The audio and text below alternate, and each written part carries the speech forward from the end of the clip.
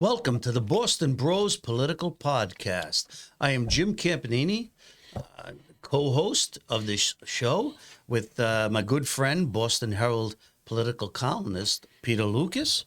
Peter, how you doing today? I'm doing fine. I'm doing Is that fine. a new hat? This is my new hat, my new patriotic hat. Celebrated the 4th of July with it. Oh, it looks very, very distinctive. Right. Hey, Peter, I got to tell you, before we get into this, your column on AOC and Mamdani, okay, that you wrote last week, was a real corker. It was the talk of the clubhouse, okay? Your line about comparing them to, to being the Bogey and Bacall or the Bonnie and Clyde of the Democrat Party was just scintillating, at everybody's attention, but they loved it. And if you didn't read it, it appeared last week in the Boston Herald. Peter writes 3 columns a week. You're one of the hardest working columnists in Massachusetts. Yeah, and the most underpaid, too. Boston Herald columnists, they write one a month sometimes, well, at least one sane one a month, But he writes 3 columns a week, and this was a real corker last week, talking about these two have emerged as the leaders of the Democrat Party, the progressive wing, and right now they're taking over New York City. I mean, Mamdani is the Zohan Mamdani, right? He looks like to be the front runner in the race for mayor. 33-year-old. Radical leftist, and who wants to arrest Benjamin Netanyahu if he ever comes to New York City. Yeah, he wants to abolish billionaires. He wants to tax white people more than everybody else. And these just aren't made up things like you say, fake news on the internet. He's got it. He's been promulgating this stuff in his campaign speeches and on his website. He says right out he wants to go into the liberal white neighborhoods, affluent ones, and just tax them. But you know what, Tim? I mean, it's crazy. He and AOC, who campaigned for him, are terrific campaigners. Yes, and that's what you say in the column. Yeah. And they are the 2 best campaigners in the whole Democratic Party right now. Yeah. And in fact, they're the leaders of the party. And AOC, despite her views to the left, which amount to gibberish and nonsense most of the time, is a scintillating campaigner. Yeah. And in 2006, next year, she could be running against Chuck Schumer for the U.S. Senate in New York and probably win. Yeah. You don't think she'll just go right for the Democratic Party nomination for president? She can do that in 2028 when she's a U.S. Senator from New York. Yeah. Very nice. Well, okay, so we might circle back to what's going on in New York, but right now, it's been very intriguing about Scott Brown. You wrote a column on Scott Brown past week. Yeah, very, very good. Talking about how his opportunity looks really, really good. There's one declared candidate on the Democrat side. That's Congressman Pappas. In New Hampshire. In New Hampshire. What did I say? Did I say? You didn't mention the state. It's but New Hampshire, yes. People will remember that Scott Brown was a U.S. Senator from Massachusetts in 2010 when he was elected to fill the vacancy left by Ted Kennedy when he died. Yes. And he beat, at that time, Attorney General Martha Coakley. Yes. And a major upset. A major upset. He ran a terrific campaign, and he served 2 years and then was later defeated by Elizabeth Warren. The Democrat machine. Pocahontas. Yes. Imported her from Oklahoma and Harvard. And then Scott later became Trump's ambassador to New Zealand. And then after that, he returned to New Hampshire. And now he's a candidate for the U.S. Senate seat in New Hampshire, which is going to be open because the incumbent is not running for re-election. Well, I think your column pointed out, too, because I thought that Shaheen, who's the senator right now, Scott Brown ran against her up in New Hampshire. In 2014. In 2014. And lost that. I didn't realize how close that was. 3 points. 3 percentage points. Yeah, so he came close back then. The interesting thing about the New Hampshire fight, the Democrat is Pappas from... yes, Chris Pappas. U.S. representative, is Pappas beat Caroline Leavitt 2 years ago for that seat, and it was the best thing to happen to her. Yeah. Yeah, because she's now got the national spotlight every day, and everybody's saying she should run for governor, she should run for senator. She's smart, she's bright. She became Trump's campaign press secretary, and now is the chief spokesman at the White House, who talks to the president every day. I mean, it's unbelievable. Look at Governor Huckabee down in Arkansas, Sarah Huckabee. She was, in the first administration, Trump's press secretary. She got the soapbox. She took no prisoners. She was a frank, forthright and stuff. And she goes on to become the governor of Arkansas. She goes back to Arkansas, became governor, where her father was governor before her. And Levitt, you know she's got ambition, you would think. Well, she is terrific at her job. There's no doubt about that. And boy, I would think that once the Trump administration is up in 2028, she'll have a lot of options. But the interesting thing in Scott Brown in 2026 in New Hampshire is that he'll have support from Levitt and he'll have support from Trump. And the interesting thing about Trump up there is that in the last 3 campaigns that Trump has been involved in, he's never carried New Hampshire. And he would love to carry it through Scott Brown. So I figure he'll come out strong and campaign for Scott Brown. Yeah. So would Kelly 𝐂𝐚𝐬𝐻, the governor now, will she support Scott Brown, you think? Probably. Yeah. Because that'd be key. Yeah, I think that would be key. Well, he'll have the support of 𝐂𝐚𝐬, the former governor. The former governor. So. Yeah. But Scott, I tell you, I saw photos and a couple of news clips with former Senator Brown. Boy, the guy's like Tom Brady. He never ages. That's a good. That's a good comparison. You know, and now. You know, I like Scott. We supported him when I was the editor of the Lowell Sun and stuff. I just hope that he is as dynamic on the campaign trail as he was when he ran for that open seat against Martha Coakley. I mean, remember the barnyard jacket there and the little green pickup truck, beat up truck. Yeah. As I pointed out, he caught lightning in the bottle back then. Yes, it was just a terrific campaign coming out of nowhere, an overnight sensation, and he won. Yeah. Can you do it twice? We'll see. So, Peter, how does he do that? How does he carve out? I mean, Congressman Pappas is a pretty decent guy. I mean, okay, even though, you can make a point, the Democrat Party is they don't know what they stand for. And I haven't watched Pappas's votes that closely, but he hasn't come out and really,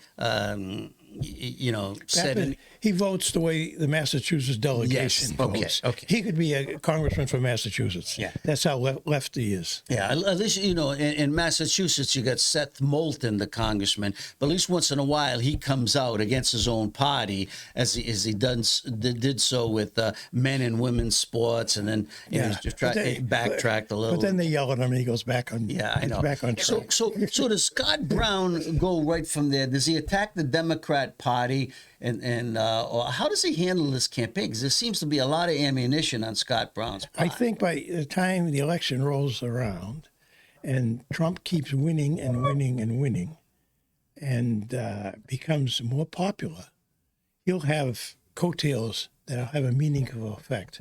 I think that the key up in New Hampshire, I would believe, would be Scott Brown to tie himself to Donald Trump. Yeah. Well, I think you are right in the column that you wrote last week. This is a real opportunity for him. I hope he surrounds himself with some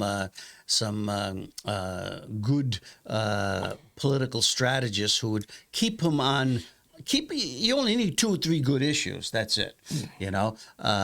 New Hampshire seems to be a well-run state. I mean, I was happy to learn this past week that they're doing away with the automobile inspections. Did you see that? No, I did not. Well, in the article that I read, so I just got my car inspected. You mean if I yeah, went but to in Massachusetts. So Massachusetts is one of 10 states in the entire union that has annual car inspections. Now, just think of it, okay? You know when your car is breaking down, rusting out, needs brakes. I mean, it's up to you, your responsibility, your obligation as a driver when you assume that license, that you would keep that automobile, vehicle, truck, whatever, in line so you don't harm other people and yourself. Okay? We also have the excise tax. Don't forget the auto excise tax. Okay, other states don't have. This article opened my eyes because Massachusetts is one of 10 states that has this annual thing. I mean, even Rhode Island, it's every 2 years. Okay, because I talked to my brother, he just had his car inspected, and I'm saying, so yeah, when you come down and think about it, I mean, that's a responsibility, having a car and keeping it up to date and stuff. So these other 40 states in the union, I think that's what the founding fathers really wanted. Hey, this is your responsibility. Take care of it.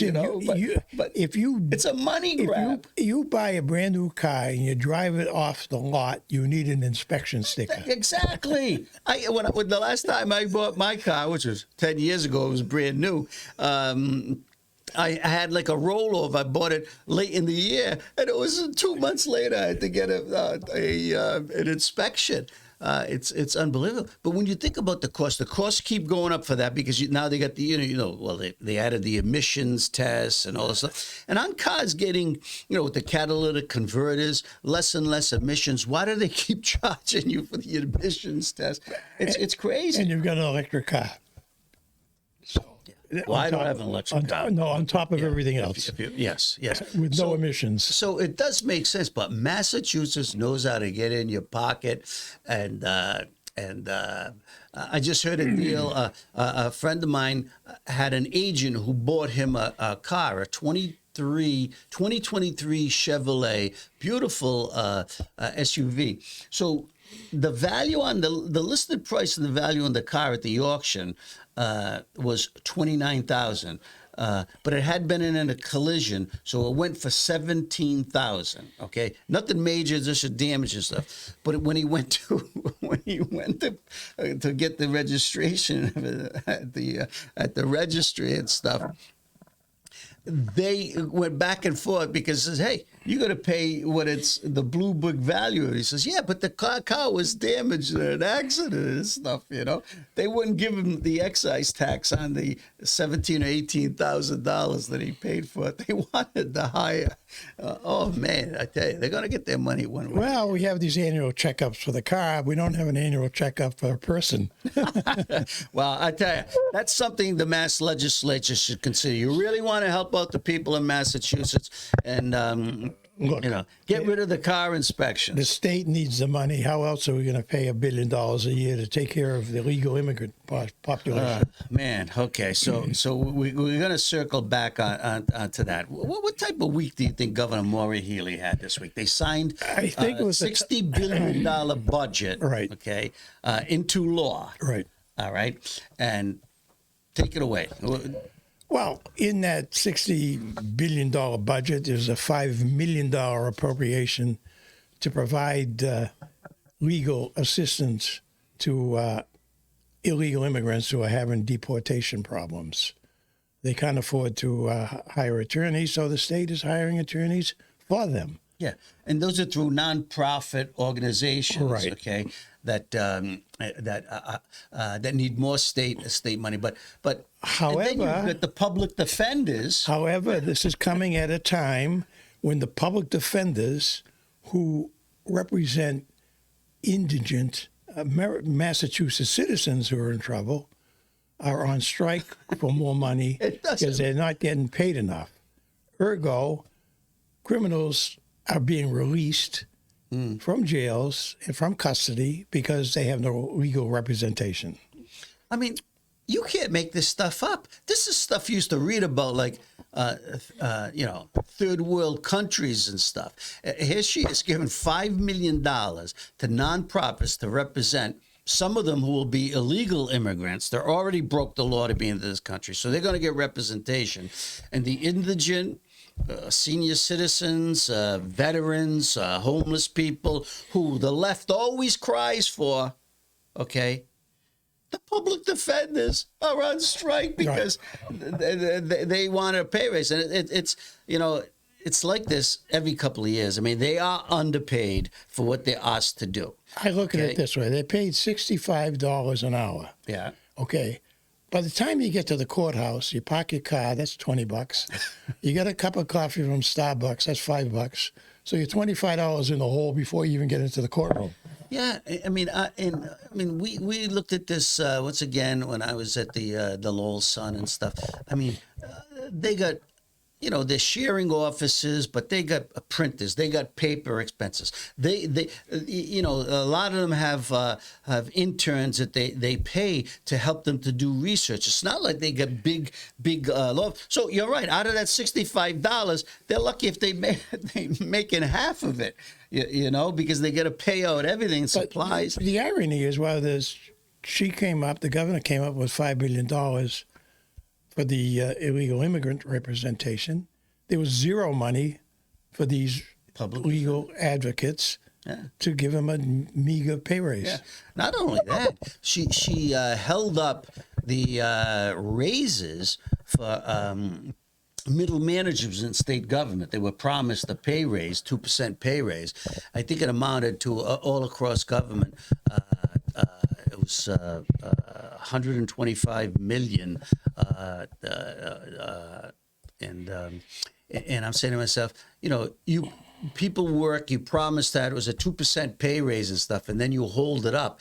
And I say to myself, Jesus, where has all the gambling tax money gone? The pot money, where's that gone? The surtax on the millionaires. I mean, in the last 5 to 10 years, Massachusetts has opened up 3 pots of gold.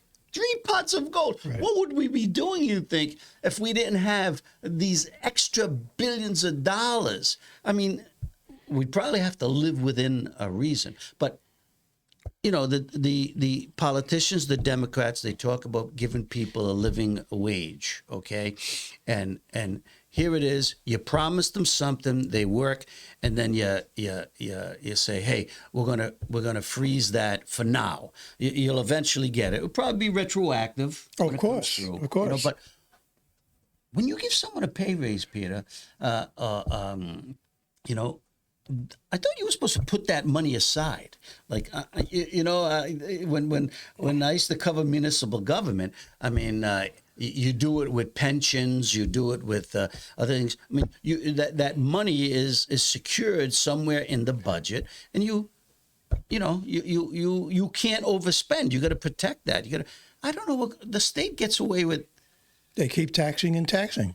Yeah. Now, the state can't run a deficit, right? They have to balance the budget. They have to balance the budget. So I'm saying to myself, where's all this money gone that we this new wealth we've created from all these new taxes, and yet there's never enough to take care of our own people. Well, we've incurred a big debt with the illegal immigrant invasion of Massachusetts. Yeah. People have come here because they know there's benefits coming out of their ears. Yeah, I mean, you know, look now, you're getting this free legal representation on top of free rent, free food, free phones, free transportation, free security. I mean, it's endless. Well, isn't it something, because this feeds right into Governor Maura Healey's recent TV appearance and meeting with the friendly media.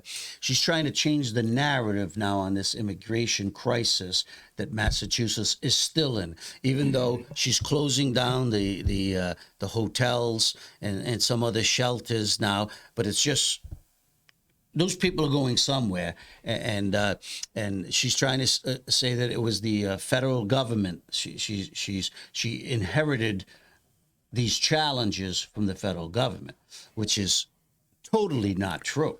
Totally not true. Well, what they maintain, the governor and the liberal progressive establishment in the state, which means the globe, they maintain that Massachusetts has a right to shelter law. It does not have a right to shelter law. A right to shelter law phrase is never mentioned in any statute that has passed the legislature and signed into law in the governor. What it has is a law that provides shelter for pregnant women with children who happen to be residents of Massachusetts, not for anyone else who comes in from other countries seeking benefits in Massachusetts. But it's the way you are as a politician to interpret that. They've interpreted it. Broadened it. They've interpreted it to mean anybody who comes to Massachusetts has a right to shelter and to all the benefits that are available to Massachusetts residents. That's been the core problem, and that's the way it's been interpreted, or I should say misinterpreted, on purpose, by the way. Well, I've listened to the governor on a few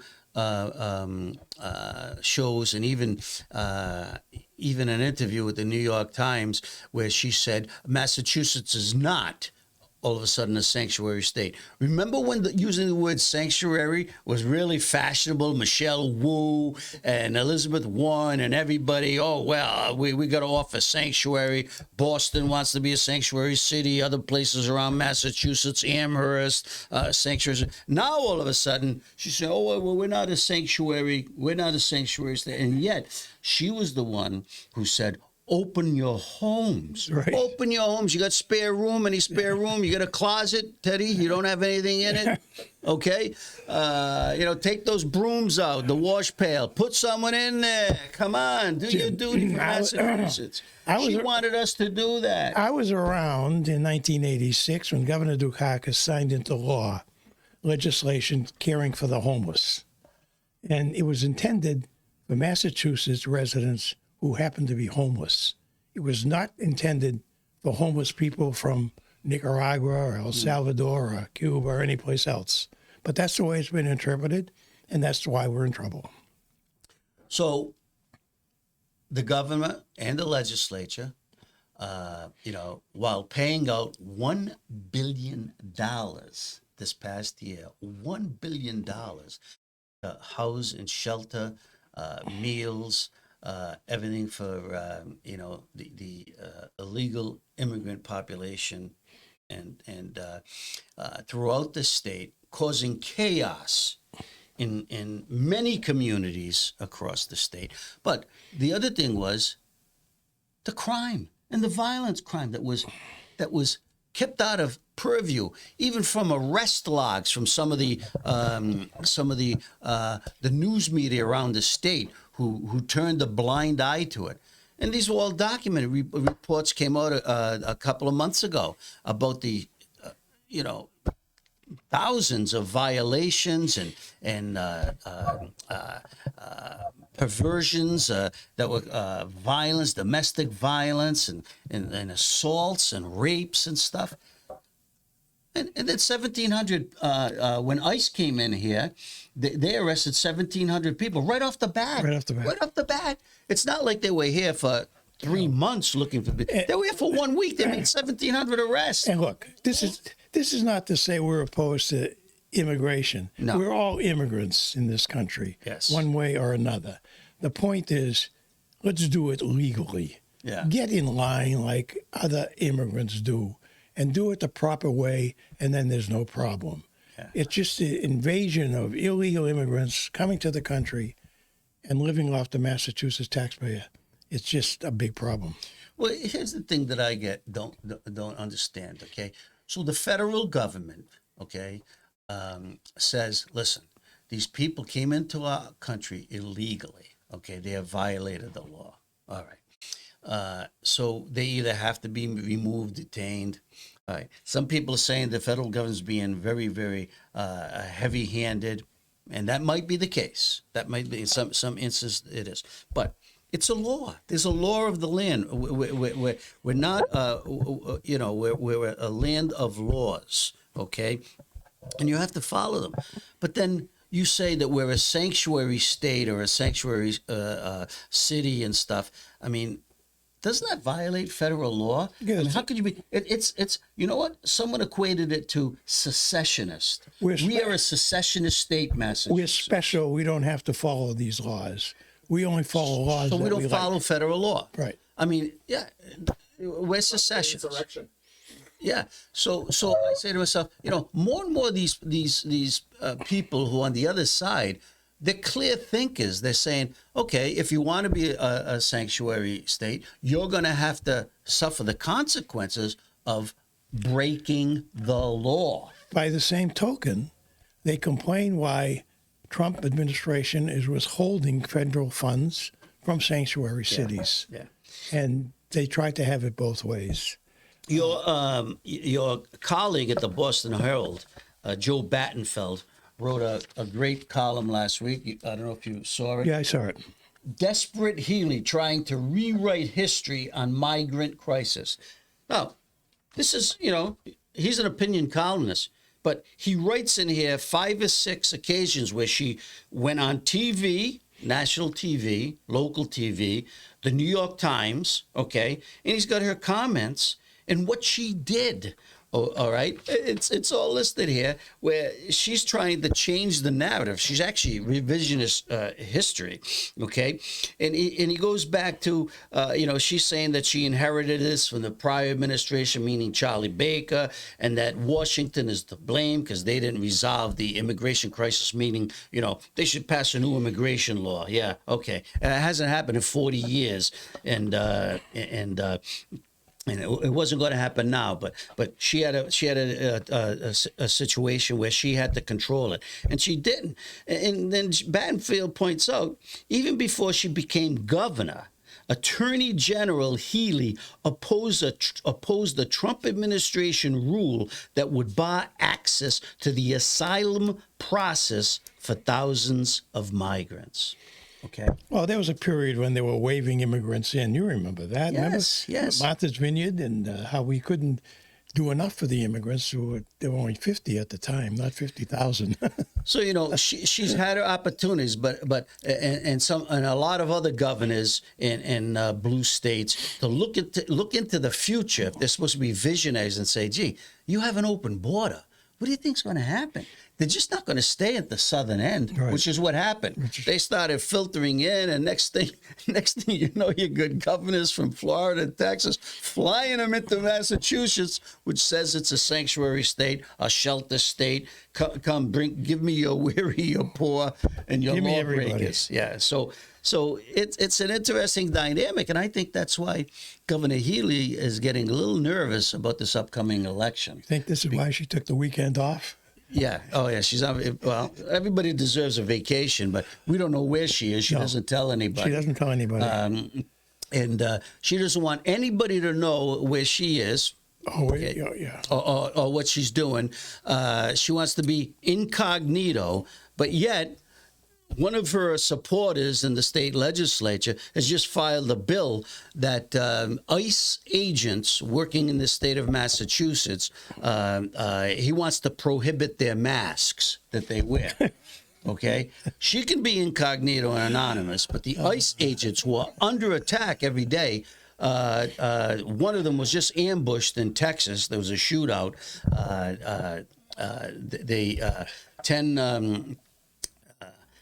10 foreigners, I don't know what their status was in the country, had lured him to an area, and they shot him and stuff. Thankfully, he survived, and they're in custody. But it's happening all throughout the country. They're trying to find out in these activist groups, like the ones who protested at Harvard, MIT, they can wear masks to protect their identities, okay? But federal agents, okay, who are sworn to uphold the law and to arrest some of these criminals, known criminals who have committed crimes in this country and in their home countries. This legislator wants them to be demasked. Yeah, well. And defunded. Good luck with that. Demasked, defund. Good luck with that. So I don't know where it ends, but at some point the Democrat Party has to regain its sanity. Because they're just swimming in shark-infested waters. They're trying to be everything, and they're nothing. I don't know what's happened to the party. I don't know what's happened to the party. It's not the party I used to know. No. Not the party I used to cover for years and years. You know, and every time President Donald Trump has a victory, a good win, that sometimes it really is in the best interest of the American people. They can't stomach it. They have to criticize it, you know? Well, it's even beyond criticism. It's these nasty, vicious attacks that have an effect on people. I think it has an effect on these demonstrations and violence that you see across the country. They listen to Democrats talk about blood in the streets and protesting this and get in your face and stand up to ICE and all that. And some people take this talk seriously, and they go out in the streets and they commit crimes. And it's slowly getting out of hand. Well, here's another thing. Okay, Trump had a pretty good week in foreign relations. I mean, the national media and they like to hop on. Oh, he said he was going to end the Ukraine Russian war in 3 days after taking office. Okay, it hasn't happened. Even Trump has come out and said it's more complicated than you think. But I like the fact now that he's starting to realize that Vladimir Putin, the Russian strong-arm dictator, okay, is just stringing him along. He said yesterday that he is going to give defensive weapons to Ukraine, which he had stopped off. But what you don't realize is he averted a nuclear war between India and Pakistan. That's right. They were at each other's throats That's 2 right. weeks ago. Right. Okay. Incursions across each other's borders, shooting at each other and stuff, and they were the threats were starting to be ratcheted up. So he does that. He gets a truce. Now, between the Congo and Rwanda, they've been fighting since 1994, 84. It's been going on for years. Don't forget Pakistan and India were at each other's throats. That's what I just said. Oh, Yeah. And then he gets a ceasefire in between Israel and the Hamas. Okay, he takes down the Iran nuclear enrichment program. Right. Okay, I mean, the guy's had a spectacular month, 2 months. And Benjamin Netanyahu was nominated him for the Nobel Peace Prize. Well, just one of those achievements should have netted him consideration for a Nobel Peace Prize. Considering Obama got it for doing nothing. For doing nothing, just getting elected. For showing up. Yeah, showing up. But you know what? 10-1, he won't get it. Because the people who decide these phony awards, they just won't give in. It's the same mindset of the people who do the Pulitzer Prize Awards. It's the same bull. The same type of people get it all the time, even if you got a phony record like the New York Times and Washington Post did on the Russia story. And it's the same thing with the Nobel Prize. You got to be an insider. You got to be politically correct to get it. That's why Obama got it, and that's why Trump won't. But Peter, you avert a nuclear war. There's usually stories, the Washington Post, someone follows up and say, how did Trump to get these two sides together, meaning India and Pakistan? How did he get them to stop this thing? The inside story, and read about it. I mean, no, they criticize him. Why they didn't write any. There's nothing. If you saw anything at all, it's like, why didn't he do it sooner? I mean, these are two. Major nuclear powers in the world, and it's just amazing. And then Rwanda and Congo, I had to read about that in the New York Post. I didn't read it in a local newspaper. No. Okay. No. And so the guy is doing something. He's not. It's not like he's just sitting in his office. The problem with all the Democrat nasty criticism of Trump on practically every issue is they don't come up with any ideas. They don't say, well, this is bad, but this is the way we should do it. They don't do that. It's just anti-Trump, Trump all the time. Wow. They have no solutions. No. they came out this week, and some of the some people were heralding it that Elon Musk, who at one time was a really strong supporter of Donald Trump and vice versa. I don't know. Now it seems like they're on the outs. He comes out, he says he's creating a third political party. He was upset with the big, beautiful bill, Trump's big, beautiful budget bill that passed the House and the Senate, and he signed into law. And what do you think? I think Musk needs an intervention. I think he should stick to what he's good at, and that's making rockets and going to Mars and leave politics aside. Yeah. He's not a politician. And the more he gets into this anti-Trump mode, the more he suffers. Yeah. Well, his Tesla stock took a hit when he became the head of Doge to cut, to look for waste and cut out all the waste in the federal budget and create efficiencies throughout all government agencies and stuff. And most of the people believed it was, the liberal side of the political aisle and the progressive side that was, saying don't buy his stocks. We saw about the attacks against his cars and people who drove Teslas and stuff. Well, so when the day after he announces that he's creating a new political party, his stock takes another hit, and probably from the other side now. Who knows? Yeah, look, there's an old adage: if you're good at one thing, it doesn't mean you're good at another. Yeah. He's very good at what he does. Yeah. And he's not very good at politics. I think it's a good deal, though, Peter. If you get any extra money, buy some Tesla stock. It's selling at about $220 a share right now, $220, $225. In January, before the Trump inauguration, it was selling at $420 a share. So I think you buy it at a bargain price right now, don't you? Well, I think so. But if I had any money, I probably would. So unbelievable. So, okay, so what else? You said you're working on an interesting column for... I'm always working on an issue. I have more columns in the year than I know what to do with.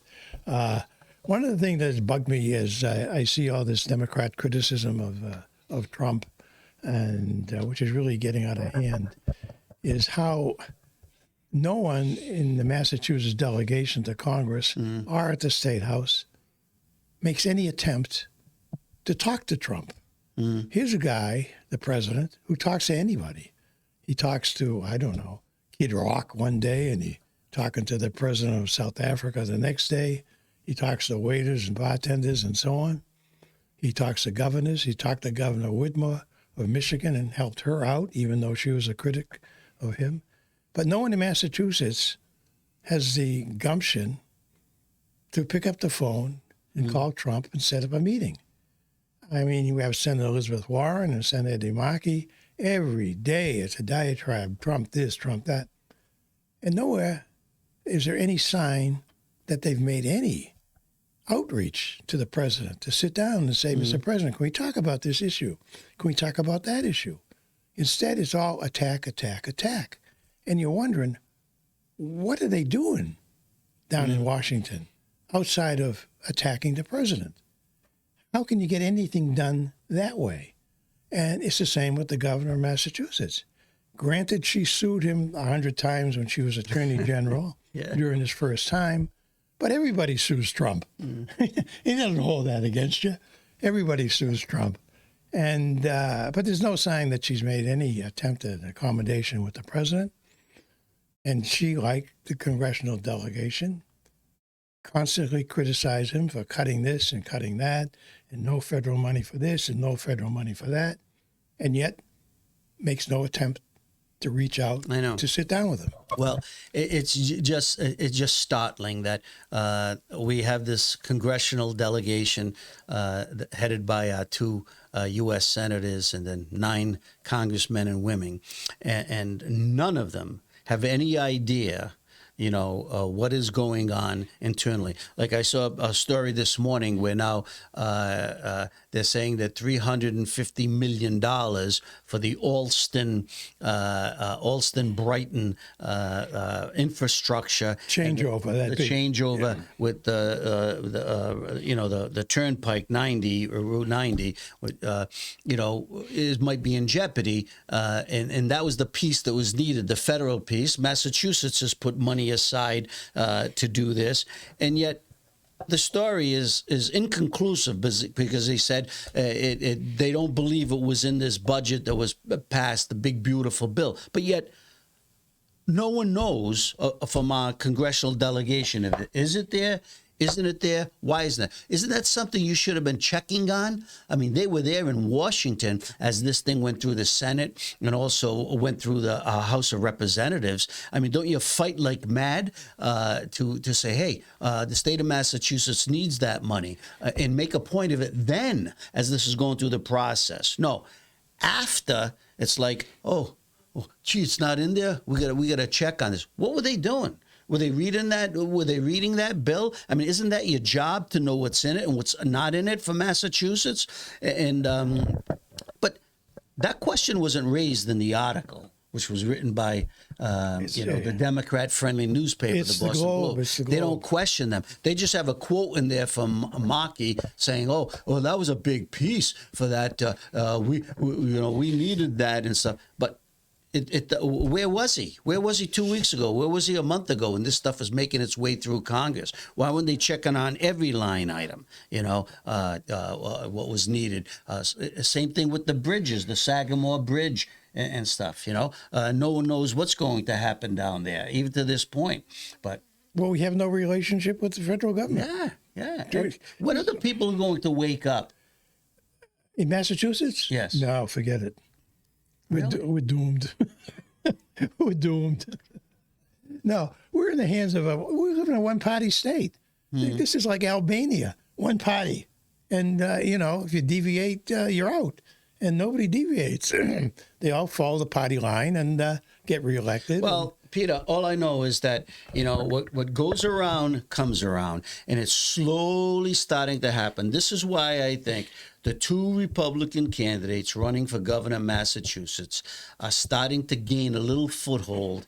I'm not saying that, right now that they're going to defeat the Democrat Governor Healey, okay, who's a pretty good candidate. When we're talking about Mike Keneally and Brian Shortsleeve. Right. But like I said, what goes around comes around. Isn't it funny? This week it was reported that the Harvard Graduate School of Education has shut down its DEI program and laid off its chief diversity officer, Gerard Chin. He was laid off. So this was done quietly, okay, but it's now coming out. So Harvard now, which is facing all these budget cuts, and Trump is putting the pressure on. He wants the reports of anti-Semitism that came out that really scrutinized Harvard and what was going on. I mean,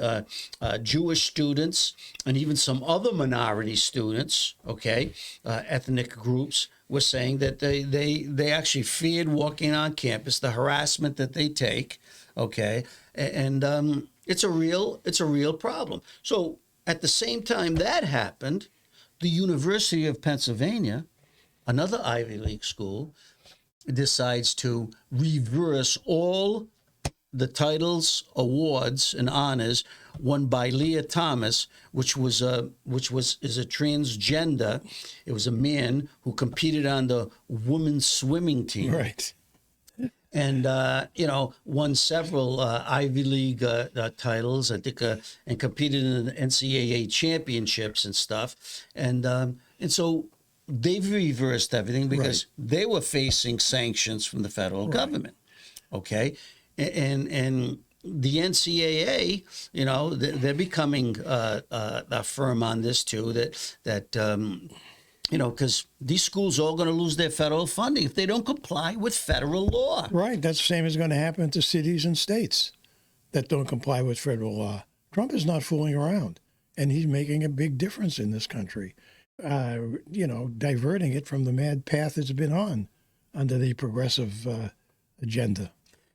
But it's interesting because you could see this coming when it was first started. You knew it was a trend, a fashion thing. Men in women's sports. I mean, you can't even you can't get your head around it because it's so insane and stuff. And yet the silent majority didn't know where it was coming from and saying, no, that can't happen. Well, it did happen. And then women started getting outraged. And then the Democrat Party was going against the women who they tried to, who were trying to protect their own children. Yeah. I mean, it's crazy. So it's starting to, all this stuff is crumbling from the progressive left. What's this fellow's name, this DAI guy? Gerard Chin. He can get a job at City Hall. He probably can, yeah. With Michelle Wu and stuff. Yeah. So slowly but surely, all this stuff is coming around. Trump's polling numbers, approval ratings, they took a little hit there a month ago. Now they're coming back. But 80% of Americans, agree with the president on immigration. Right. Okay. Almost 70% agree with him on that men should not be playing in women's sports. Right.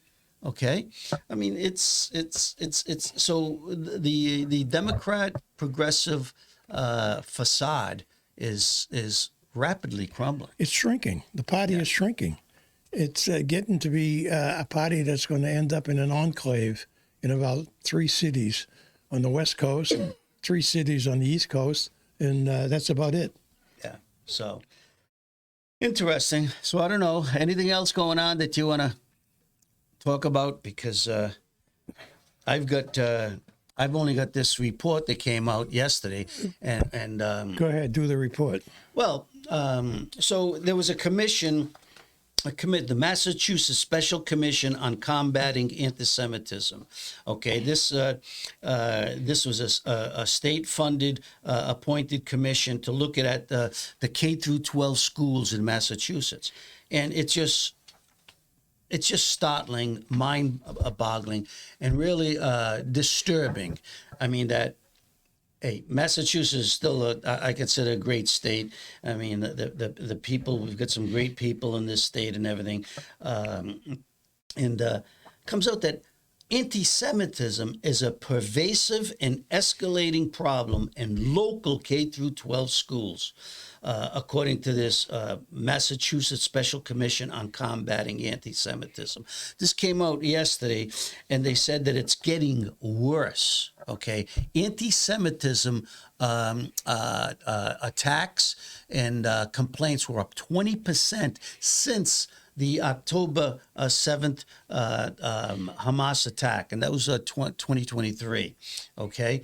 And you say, how could this happen? Who has infiltrated our schools to turn kids against Americans? The teachers have infiltrated the schools. That's the problem. The teachers, the problem. The teachers' union is the problem, and that's why charter schools are getting to be so popular. Jesus Christ. It says in this article, and I just want to read you a quote, the commission found that many Jewish students in Massachusetts schools are scared to publicly display their Judaism or let others know they are Jewish for fear of disparate treatment or bullying. That's a condemnation. That's a strong statement. It's a very strong statement. And I believe it's a true statement. And this is a bipartisan commission. State Representative Simon Cataldo and State Senator John Velas were the co-chairs of this commission. So this report came out. Now, I'm hoping that there'll be some file-ups because there's not one U.S. senator or congressman or woman in this report. Okay, they didn't get their comments about it. And the question is, what do you do about it now? What do you do? Okay, and that's what's going to be interesting to see the reaction, because I believe, like you said, it comes from the top, from these the leaders in these teachers' unions, not necessarily the teachers themselves. It all filters down. It filters down. Well, it does, but it's the leadership that is corrupt. okay, and just progressively wild in their thinking, and some of them blatantly hate America. Listen, okay, they hate America. These people are more interested in banning cell phones in this classroom than they are in banning anti-Semitism. Yeah.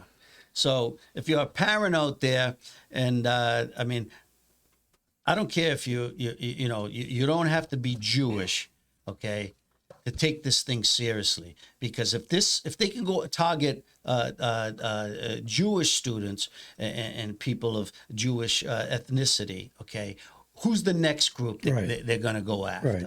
Okay, and this is how it starts. All right, and it's time that the legislature takes this seriously, and even Governor Healey, okay, she should be taking this seriously.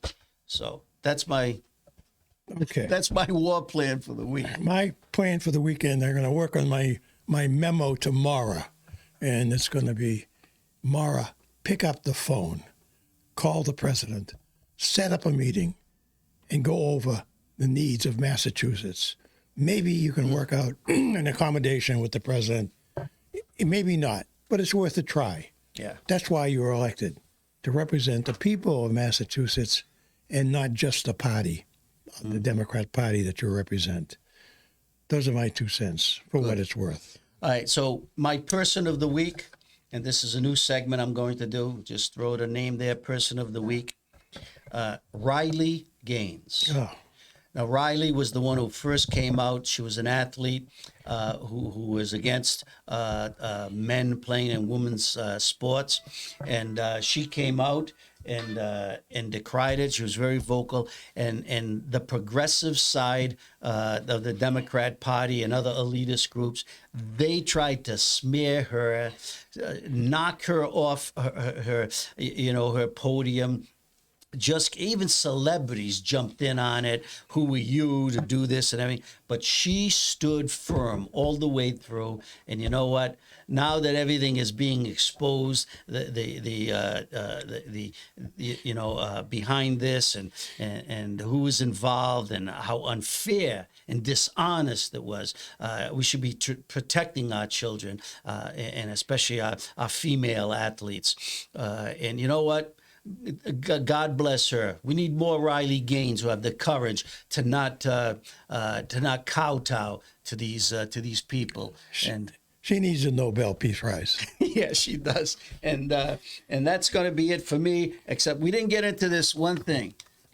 Trump's a national monument park for the nation's 250th birthday. But we'll talk about this next show. You mean that Christopher Columbus?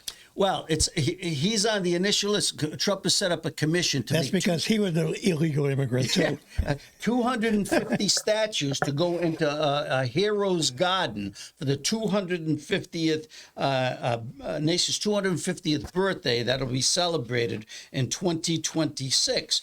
And he's going to create these life-size bronze statues up to $200,000 a piece to be done by artists from throughout America. Okay.